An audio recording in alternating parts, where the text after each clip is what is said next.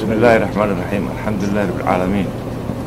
maanta waa 12 abriil mahad ilaahay weeyaan waa sanad guuladii oo xoogga dalka Soomaaliyeed oo maanta uu dabaaldegayo. waxaan hambalyo diiran u dirayaa dhammaan ciidamada qalabka sida si gaar ahaan xoogga dalka Soomaaliyeed oo guulo badan soo hooyay ammaan gaar ah aan u jeedinayo waayo caalamka ma jiro ciidan oo qalabeyntiisana ay iska liidato hanti badan aan loo haynin haddana dalkooda u dhimanay habeen iyo maalin u soo jeeda Soomaaliya kaliya laga helayaa. hambalyo guulo badan aad soo jeedis aad soo hoogiseen dalkeena iyo shacbigeena ammaankiisa iyo sugidda dalka gobonnimadiisa in la sugo idinka xilka oo ilaalinta gobonnimada wuxuu saaran yahay xoogga dalka Soomaaliyeed. waxaan ilaahay ka baryayaa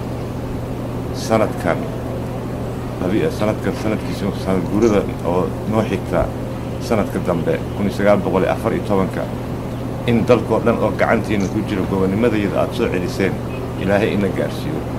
baarlamaankana waxaa ka go'an baarlamaanka golaha shacbiga waxaa ka go'an in xooggii dalka Soomaaliyeed oo ay Soomaalidu ku faani karto oo shacbigana ku seexan karayo in aan dhisno muddada aan jirno baarlamaankaan jiro ayaa naga go'an haddii alla yiraahdo.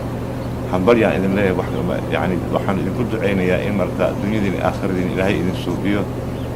arrimaha aad haysaan howlaha aad haysaan waa cibaado hore u socda ilaahay garabkiin ha gale garabkiin alla ha galo.